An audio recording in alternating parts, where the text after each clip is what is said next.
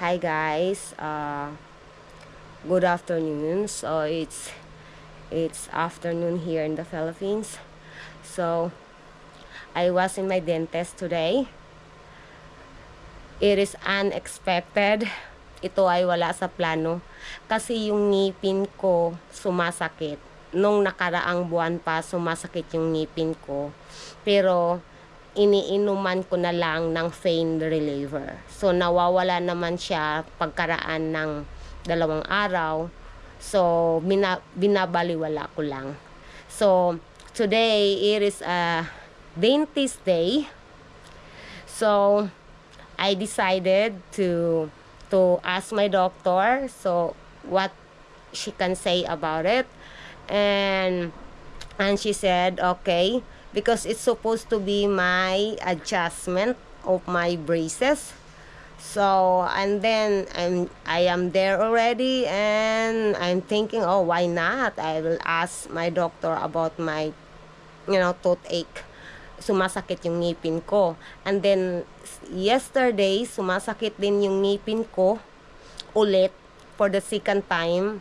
And alam naman natin, di ba, pag sumasakit yung ngipin natin, oh my God, madadamay ng lahat-lahat.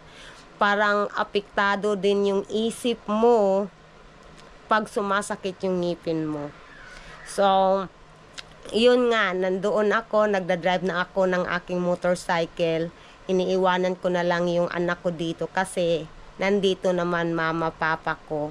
So, I'm so very thankful to my mom and dad that they are here with me kasi ang laking tulong talaga. Kasi yung asawa ko wala dito, nagtatrabaho sa ibang bansa. Sorry naman. Sorry naman, nagkakamali si Akich. So, yung asawa ko ay nasa ibang bansa. So, kami lang dito ng anak ko, 2 at saka ako. And then, as what I said, nagpapasalamat ako na nandito yung mama, papa ko na sobra-sobra talagang malaking tulong sa amin, sa aking mga anak. So, as what I said, it is a dentist day today. And then, yun nga, nag-drive ako sa aking scooter and then nandoon ako sa doktor ko.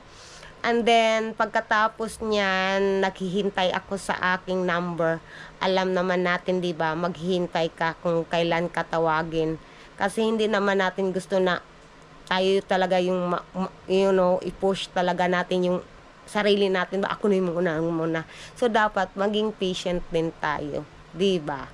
So, iwan ko, napaisip ako kung anong ginagawa ng mama, papa ko ngayon. Kasi dito sa amin, anong oras na ba?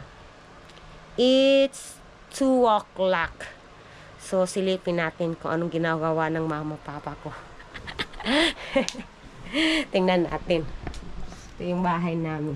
At yung bahay namin is malinis. Arrange siya. Kasi nandito mama, papa ko nga. Sobrang Tingnan natin mama, papa ko. Yun nga. Nag-pick up yung papa ko. Nasa sahig. Kasi mahangin kasi dito sa amin. Pag ganito, mahangin sa labas, nagpapasalamat nga kami na may extension na yung bahay namin. So, maka-standby ka na dito sa labas. Yung mama ko, sitting pretty. Nandoon. Hi, mama. Hi. Relax time na. Relaxing time. Kasi tapos na magtrabaho sa morning.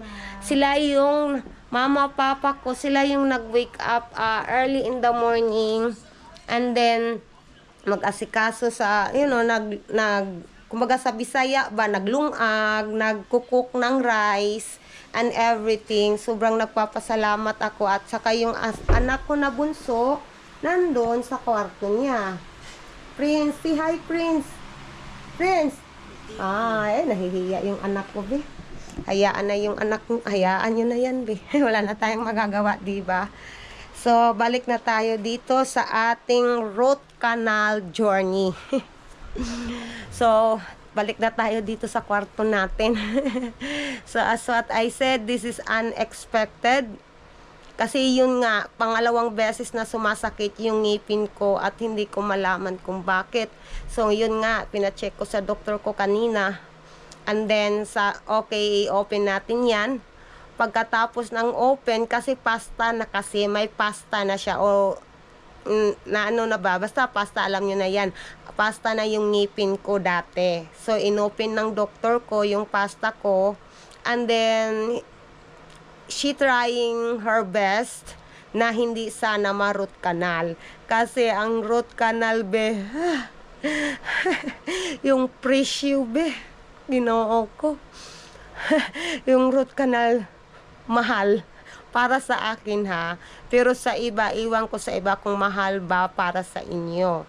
So, yun nga, nung inopen na yung doktor ko yung ano ko, pagkatapos niya in-adjust yung braces ko or, nilagyan ng bagong rubber yung braces ko kasi appointment ko na, yun nga, ino-open niya yung ngipin ko, dinahandahan niya, baka pwede lang mapastahan uli. But, nalaman namin, we find out that hindi na pwede sa pasta. Kasi yung sira ng ngipin ko umabot na doon sa kanal or yung parang natin sa ating teeth ba pinaka bottom na doon na sa root yung sira ng ngipin ko. So ang advice ng doktor ko, kailangan talaga i-root canal. Alam nyo ba be? So, alam nyo ba be, hindi pa alam ng asawa ko na nagpa-root canal ako. Pero, ang sabi niya naman noong last month, nung sumakit ang ngipin ko, yung first time na sumakit yung ngipin ko, sabi niya, kailangan ko nang pumunta sa dentist ko. So, sasabihin ko sa kanya mamaya.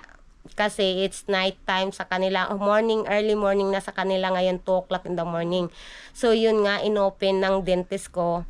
And then, yun nga, may root canal ko, nag-decision ako na ipa-root canal na kasi yun din ang advice ng doktor ko. Kasi wala na talagang magagawa. Yan na yung last option mga be. I-root canal na yung ngipin ko. Kasi yan yung pinaka-last na option bago bunutin yung ngipin mo. Diba? So, yun. May root canal ako ngayon. And then, yung doktor ko, sobrang gusto ko kasi sobrang gaan ng kanyang kamay at hindi, doon sa procedure, hindi naman siya masakit doon. Hindi siya masakit pag nung naglagay siya ng anesthesia, hindi masakit. Wala talaga akong pain na maramdaman. Pero ngayon, it's about like 2 hours already. I think it's 2 hours already. Ngayon, may naramdaman na akong masakit sa ngipin ko. May naramdaman na akong masakit. It is not comfortable, pero kaya naman. Sabi ng doktor ko, pag hindi ko na kaya, kasi binigyan din ako ng resita ng doktor ko, ng gamot, para mainom ko. So, as what I said, sa ngayon, sumasakit na yung ngipin ko na may root canal. So, hindi naman siya masyadong masakit, pero hindi lang siya komportable. Kasi, naalis na yung anesthesia na nilagay ng doktor ko kanina. So, sa mga may balak dyan o na magpa-root canal, okay lang naman. As what I said, kaya lang yung sakit, hindi masyadong sakit. So, ang masakit lang sa bulsa, be. Para sa akin ha. Kasi yung root canal price ko ay umaabot ng 12,000 be.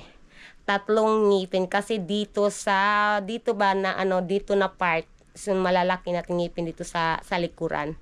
So umaabot ng 12,000 kasi yung likuran natin may 3 roots yan, may 3 root.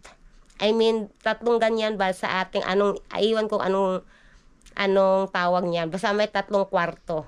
So yan yung kaya 12,000 yung babayaran ko lahat. So, but that's life. Gusto kong isi-save ko yung ngipin ko bago ko ipabunot. Sana mag-work ito kasi yung gasto be.